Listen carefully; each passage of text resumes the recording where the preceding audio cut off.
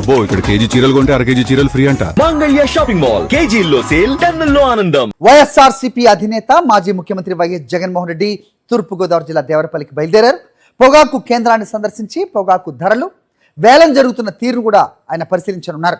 కూటమి ప్రభుత్వ పాలనలో గిట్టుబాటు ధర లేక పొగాకు రైతాంగం తీవ్ర ఇబ్బందులు ఎదుర్కొంటోంది. వ్యాపారులంతా సిండికేట్గా మారి రైతులను నిలువు దోపిడీ చేస్తున్నారు. దీంతో గత నెల 22న పొగాకు రైతులు వైఎస్ జగన్ను కలిసి వారు గోడు చెప్పుకున్నారు. పొగాకు కేంద్రాల్లో జరుగుతున్న దారుణాలు చూడాలంటూ కోరారు. ఈ నేపథ్యంలోనే రైతుల విజ్ఞప్తి మేరకు దేవరపల్లి పొగాకు కేంద్రానికి వెళ్ళి అక్కడ కొనుగోళ్లను కూడా పరిశీలిస్తారాయన.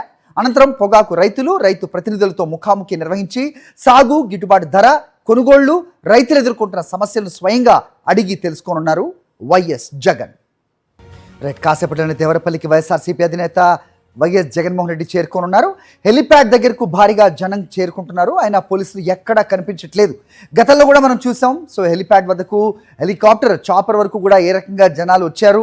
అక్కడ వైఎస్ జగన్మోహన్ రెడ్డి రక్షణ కరువైంది అనేది కూడా వైఎస్ఆర్సీపీ ఆందోళన వ్యక్తం చేసిన పరిస్థితి కూడా మనకు తెలుసు. కానీ ఇప్పుడు కూడా హెలిప్యాడ్ వద్దకు చేరుకుంటున్న భారీ జనం విజువల్స్ చూస్తున్నాం. రోప్ పార్టీ తప్ప వేరెవరూ అక్కడ కనిపించట్లేదు. మాజీ ముఖ్యమంత్రి వైఎస్ జగన్కు Z+ కేటగిరీలో భద్రత ఉన్నా ప్రభుత్వం ఆ దిశగా చర్యలు తీసుకున్నట్టుగా కనిపించట్లేదు. కూటమి ప్రభుత్వం, పోలీస్ శాఖ వైఖరిపై వైఎస్ఆర్సీపీ నేతలు తీవ్ర ఆగ్రహం వ్యక్తం చేస్తున్నారు. టీడీపీ నేతల ఒత్తిడితోనే పోలీసులు నిర్లక్ష్య వైఖరి అవలంబిస్తున్నారని వైఎస్ఆర్సీపీ నేతలు మండిపడుతున్నారు. రైట్, హెలిప్యాడ్ వద్ద మా కరెస్పాండెంట్ రాజు ఉన్నారు, మాట్లాడదాం. రాజు, చెప్పండి. గతంలో కూడా మనం చూసాం హెలిప్యాడ్ వద్దకు పెద్ద ఎత్తున ప్రజలు అవ్వచ్చు, లేకపోతే జనాలందరూ కూడా గుమిగూడిన పరిస్థితి. సో ఆ పరిస్థితుల్లో చాపర్ కూడా డ్యామేజ్ అయిన అంశం కూడా మనం చూసాం గతంలో. సో ప్రస్తుతం Z+ కేటగిరీ భద్రత ఉన్న మాజీ ముఖ్యమంత్రి వైఎస్ జగన్మోహన్ రెడ్డి అక్కడికి వస్తుంటే సో ఎలాంటి భద్రతలు అక్కడ ఏర్పాటు చేశారు? ఓన్లీ రోప్ పార్టీ ఒక్కటి అక్కడ కనిపిస్తున్నట్టుగా అప్డేట్ అంతోంది. ఏంటి మీదకి ఇన్పుట్స్?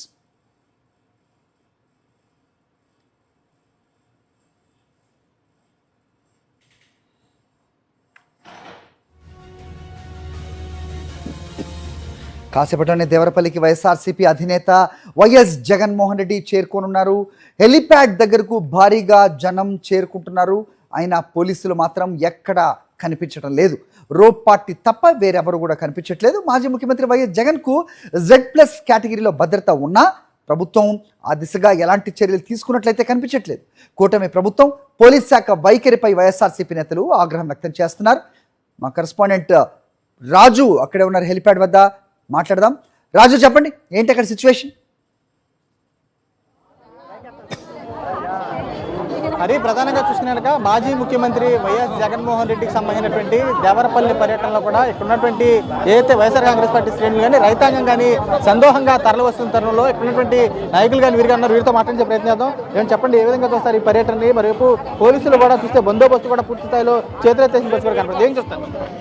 ముందుగా చాలా సంతోషంగా ఉందండి. మా తూర్పుగోదావరి జిల్లా మరి ఈ గోపాలపురం నియోజకవర్గం దేవరపల్లి మండలంలో మరి ముందుగానే తొలకరి చినుకులు వచ్చినట్టు జగనన్న వస్తున్నాడు అనేటప్పటికే ముందు 2-3 రోజుల నుంచి మాకు ఇక్కడ వర్షంగా వస్తుంది. మరి చంద్రబాబు ఉంటే మరి మీకు అందరికీ తెలిసిందే, వర్షాలు రావు, మొత్తం అంతా కూడా ఎండలు. మరి ఈ టైంలో కరెక్ట్గా నార్మల్ మళ్ళీ వేసుకునే టైం అండి. మరి పొగాకు రైతులు మరి అప్లాంట్లోనే పొగాకు అంటే మరి బంగారం, మరి మాకు ఇక్కడ బంగారం పంట అండి పొగాకు అంటే. మరి అలాంటిది ఇలాంటి రైతులు ఎంతో ఇబ్బంది పడే పరిస్థితి తీసుకొచ్చేసారు ఈ కూటమి ప్రభుత్వం. మరి పొగాకుకి మంచి గిట్టుబాటు ధర కల్పించాలని చెప్పేసి మరి జగనన్న సంఘీభావం తెలియజేయడానికి ఇక్కడికి వస్తున్నారు. అంటే మరి జనం చూస్తుంటే జన సునామీ. మరి మరి మా దగ్గరలోనే విశాఖపట్నం సముద్రం ఉంది, మరి కాదు మాకైతే ఇక్కడే కల్పిస్తుంది సముద్రం.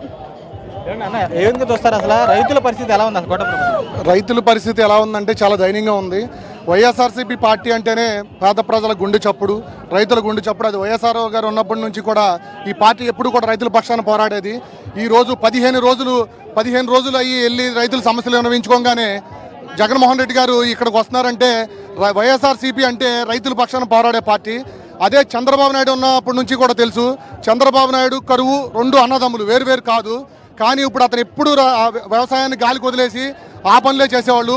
ఇప్పుడు కొత్తగా కూటమికి ఏర్పడి దాచుకోవడం తప్ప వేరే వాళ్ళకి ఏంటంటే రైతులతో ఏం పని లేదు, వాళ్ళ వల్ల వాళ్ళకి ఏం ఉపయోగం ఉండదు. ఎంతవరకు మట్టి, ఇసుక, మద్యం, ఇలా లేదంటే ఏదైనా సాఫ్ట్వేర్ కంపెనీస్ ఇట్లాంటివి అని చెప్పి వాళ్ళైతే బినామీలుగా ఉంటారని చెప్పి వాళ్ళ జేబుల్లో కూడా డబ్బులు నింపితే వాళ్ళందరూ కూడా హ్యాపీగా ఉండొచ్చు అన్న అదే తప్ప కూటమి అంతా కలిసి చేసే పనులు ఇవే తప్ప రైతులను గాలికి వదిలేశారు. ఆక్వారంగం అయితే ఏమిటి, లేకపోతే బంగారం పండించే పొగాకు అయితే ఏంటి, ఆ ప్లాంట్లో ఉన్న పంటలు అయితే ఏమిటి, ఇవాళ కరువు వచ్చిందని కానీ అసలు వర్షాలు లేవని, వర్షాభావం లేవని కానీ ఏ విధమైన రాయితీలు కానీ అసలు కనీసం ఎంక్వైరీలు కానీ సమాచారం అధికారులను తీసుకోవడం కానీ ఇప్పుడు కూడా మొదలు పెట్టకుండా ఆల్మోస్ట్ వర్షాకాలం మాన్సూన్ అయిపోయినా సరే ఏమాత్రం ప్రభుత్వంలో కదలిక లేదు. పైగా ఏదో కోతికి కొబ్బరి చెప్పు దొరికినట్టు దగ్గరలో ఉన్న కొత్త నాయకులు ఉంటారు, వాళ్ళు ఏదో బ్లేడ్ బ్యాచ్, గంజాయి బ్యాచ్ అని అంటున్నారు. మీరు ఏసీ రూముల్లో, కారుల్లో తిరిగి మీ అధికారాన్ని ఎంజాయ్ చేస్తే మీకు రైతు విలువ, కష్టం విలువ తెలియదు. ఇవాళ రైతులు పడే కష్టాలు వర్షాలు లేక అయితేనేంటి, గిట్టుబాటు ధర పండించిన దానికి గిట్టుబాటు ధర లేకపోతే ఏంటి తెలిసే బాధలు ఏంటో వాళ్ళకి తెలుసు. మీరు కొత్తగా క్రాప్ హాలిడే అని ఇస్తున్నారు, అది మీకు లాస్ట్ ఇయరే వాళ్ళందరికీ కూడా ఇంటిమేషన్ ఉండే ఈ పంట వేశారు మీరు. కానీ 10 మిలియన్ పొగాకు కూడా కొనకుండా రైతులందరినీ రోడ్డు మీద పెట్టి పండించిన పంటని నిర్దాక్షిణ్యంగా తగలబెట్టుకుని వాళ్ళు ఆత్మహత్యలు చేసుకునే పరిస్థితికి వచ్చారంటే ఈ పాపం మీ అందరికీ ఊరుకునే పోదు. ఇది ఖచ్చితంగా దీని పరిణామాలు మీరు భవిష్యత్తులో అనుభవిస్తారు. మీకు ప్రజలే గట్టిగా బుద్ధి చెప్తారు. ఇవాళ జగన్మోహన్ రెడ్డి గారు వస్తున్నారు అని చెప్పి ఒక పిలుపు మేరకు జన సముద్రం లాగా జనం అందరూ చేరుకున్నారు. దీన్ని ఆపాలని చెప్పి ఎన్ని కుట్రలు చేసినా సరే మీరేదో 20 రూపాయలు 30 రూపాయలు పెంచేసి ఈ 2 రోజుల నుంచి రైతుల మీద దొంగ ప్రేమ చూపించినంత మాత్రాన ఇందులో జరిగేది ఏమి ఉండదు.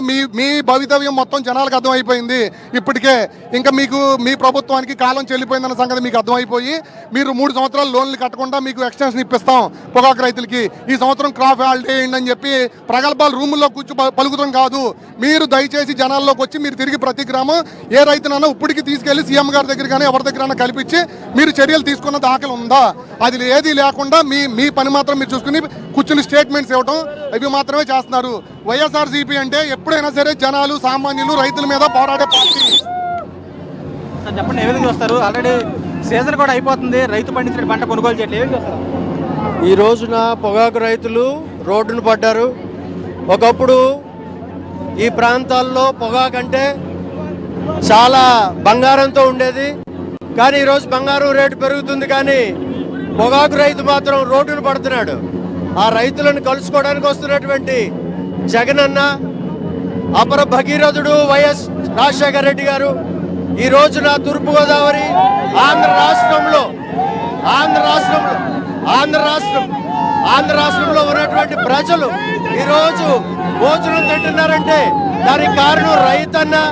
ఆయన తవ్వించిన కాలువలు, ఆయన చేసినవన్నీ కూడా ఈ రోజున చాలా మంది దాన్ని కాదని అంటున్నారు. చూడండి, జన సందోహం అంతా కూడా ఆయన సీఎం అవ్వాలని చెప్తా ఉన్నారు. ఈ రోజున ఖచ్చితంగా వాళ్ళందరూ కూడా మరి ఈ రోజున కాలువలన్నీ కూడా మరి ఆయనే తవ్వించారు. ఆయన తనయుడైనటువంటి జగన్మోహన్ రెడ్డి గారు ఈ రోజున చిన్న సన్నకారు రైతు దగ్గర నుంచి పెద్ద రైతు వరకు కూడా వాళ్ళని ఆదుకోవాలనే ఉద్దేశంతో ఆయన పరోక్షంగా, ప్రత్యక్షంగా ప్రతి విషయాన్ని కూడా ఆయన చూస్తూ ఉన్నారు. ఈ రోజున టొబాకో బోర్డుకు వచ్చి మరి ఎన్నో సంవత్సరాల క్రితం స్థాపించినటువంటి ఈ టొబాకో బోర్డు దగ్గరికి వచ్చి ఇక్కడ ఉన్నటువంటి రైతుల యొక్క సమస్యలను తను కళ్ళారా చూసి చెవులారా విని రాబోయే 2029లో అద్భుతమైనటువంటి కార్యాలు చేయాలనే ఉద్దేశంతో ఆయన వచ్చాడు. మరి ఈ రోజున కూటమి ప్రభుత్వము ఏ మాత్రము కూడా రైతంటే మరి ఏ మాత్రము కూడా పట్టించుకోని స్థితిలో ఈ రోజున ఉంది. మరి ఈ పర్యవసానం రాబోయే దినాల్లో మనం అందరం చూడబోతున్నాము. ఎలా అనిపిస్తుంది మీ దగ్గర రావటం? ఈరోజు దాదాపుగా 5-6 సంవత్సరాల గ్యాప్ తర్వాత ఏదైతే 2019 ఎలక్షన్ ముందు మా ప్రీతం నాయకుడు జగన్మోహన్ రెడ్డి గారు దేవరపల్లి పొగాకు బోటుకు వచ్చి, కాబట్టి రాబోయే రోజుల్లో జగన్ గారిని 2029లో ముఖ్యమంత్రిని చేసుకుని మొన్నటి ముఖ్యమంత్రి తరంలో ప్రజల కోసం, రాష్ట్రం కోసం పరిపాలన చేస్తే ఎలాగుంటుందో మీరు అందరూ చూశారు. ఈ 2.0లో తనను నమ్మిన కార్యకర్తల కోసం, రైతుల కోసం, బడుగు బలహీన వర్గాల కోసం పరిపాలన చేస్తే ఎలాగుంటుందో మీరు అందరూ చూస్తున్నారు. కాబట్టి మనమందరం కూడా జగన్ గారికి అండగా నిలబడి, తానేటి వనితా గారికి అండగా నిలబడి రాబోయే రోజుల్లో గోపాలపురం నియోజకవర్గంలో దాదాపుగా 50,000 రూపాయల సట్టితో వనితమ్మని గెలిపించుకుందిగా మీ అందరినీ కోరుతున్నాం. జై జగన్. రాష్ట్రంలో రైతుల పరిస్థితులు ఏం చూస్తారు? రైతు అనే వాడి గురించి చెప్పాలంటే 4 చినుకులు పడితే నీడలో పారిపోయే మనం ఆరుగాలం కష్టపడి నిద్రపోతున్నప్పుడు తన ఇంటి చూరు పగిలి వర్షం కారుతున్న భగవంతుడా ఇంకొంచెం వర్షం పడితే బాగుండని కోరుకునే ఏకైక వ్యక్తి రైతు. అటువంటి రైతు ఈరోజు రైతు సోదరి 10,000 మట్టిలో పోతే గానీ మన నోట్లోకి 5,000 వెళ్ళవు. అలాంటిది వ్యవసాయం దండగన్న ముఖ్యమంత్రి ఈరోజు రైతులందరూ వెనువిరిచారు. ఒక్కసారి చూస్తే ఈ కార్యక్రమానికి వేలాదిగా వస్తున్న జనాల్ని పోలీసులు ప్రతి చోట్ల బారికేడ్లు పెట్టి ఆపుతున్నారు. ఈ కూటమి ప్రభుత్వాన్ని కూడా చెప్తున్నాం, మీరు ఆపాలని చూస్తే ఇది అధికారం అడ్డు పెట్టుకొని పోగేసుకున్న బురద కాదు, అభిమానంతో పొంగుతున్న వరద. దీన్ని ఆపడం ఎవరి తరం కూడా కాదని చెప్తున్నాం. ఈ రోజే కాదు, అధికారంలో ఉన్న ప్రతిపక్షంలో ఉన్న మా మనసులో శాశ్వతంగా మహారాజులో ఉంటారు మా అన్న జగన్మోహన్ రెడ్డి గారు. రాబోయే రోజుల్లో యువకుల కేరింతలతో, అక్క చెల్లెమ్మల ఆశీర్వాదంతో, అవ్వాతాతల ఆశీర్వాదంతో రెండోసారి జగన్మోహన్ రెడ్డిని ముఖ్యమంత్రి చేసుకుంటాం. ప్రపంచం గర్వించే విధంగా పాలన ఈ విధంగా ఉందని చూపించుకుంటాం. జై జగన్. ఎలా అనిపిస్తుందండి రైతు విభాగం, ఎలా ఉంది మీ కష్టాలు ఇక్కడ? రైతుని ఈ కూటమి ప్రభుత్వం నట్టేట ముంచేసింది. ఎందుకంటే ఆనాడు మన ప్రీతమ నాయకులు జగన్మోహన్ రెడ్డి గారు, ఆనాడు మన ప్రీతమ నేత జగన్మోహన్ రెడ్డి గారు రైతు భరోసా ప్రవేశపెట్టి రైతులకు చేయూతనిచ్చి రైతే రాజుగా నిర్మించినటువంటి ఈ పరిపాలనని మనం చూసాం. కానీ ఈరోజు చంద్రబాబు నాయుడు గారు ఏం చేశాడు ప్రజలకి, రైతులకి?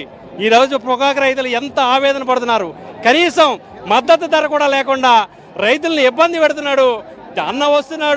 అన్న వస్తుంటే రైతాంగం అంతా సస్యశ్యామలంగా ముందుకు వస్తుంటే ఈ కూటమి ప్రభుత్వం తట్టుకోలేకపోతుంది.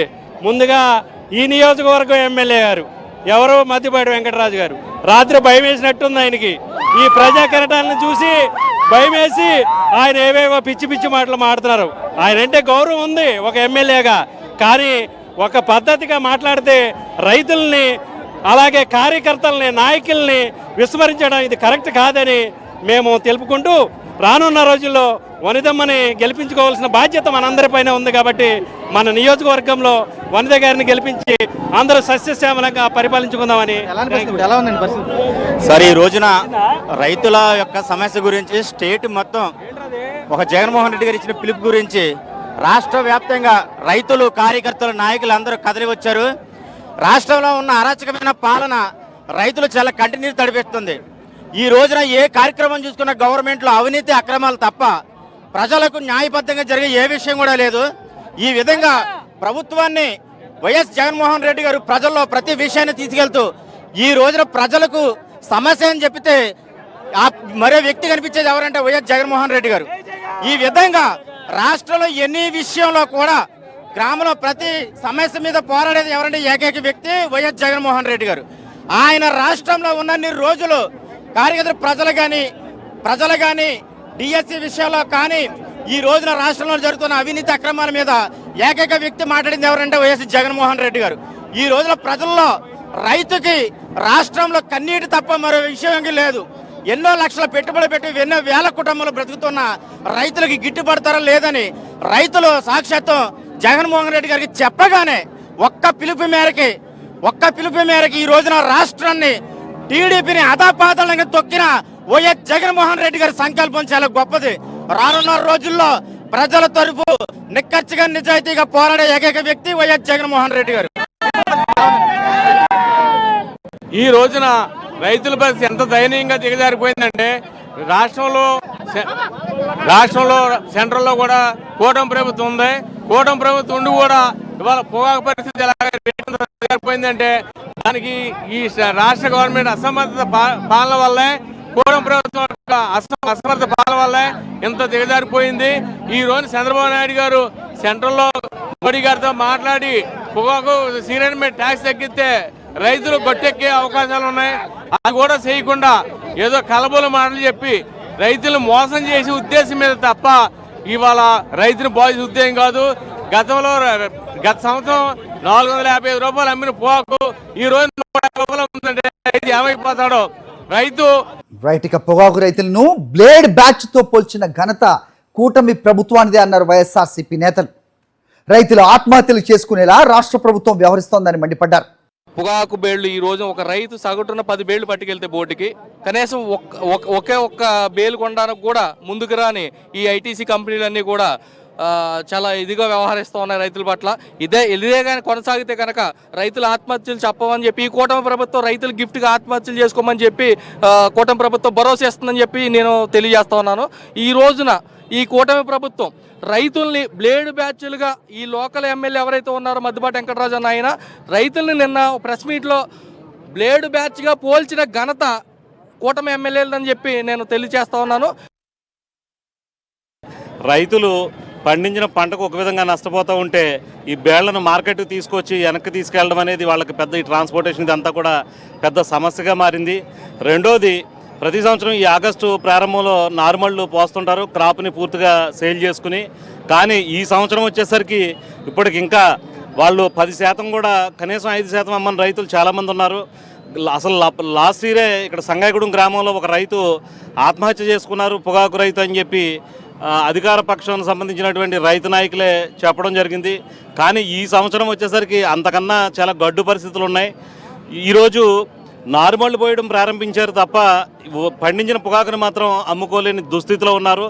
కానీ ఈ పరిస్థితి గురించి ప్రభుత్వం కానీ అలాగే సెంట్రల్ గవర్నమెంట్ కానీ ఏ విధమైనటువంటి చర్యలు తీసుకుని ముందుకు నడిపించేటువంటి ప్రయత్నం చేయట్లేదు.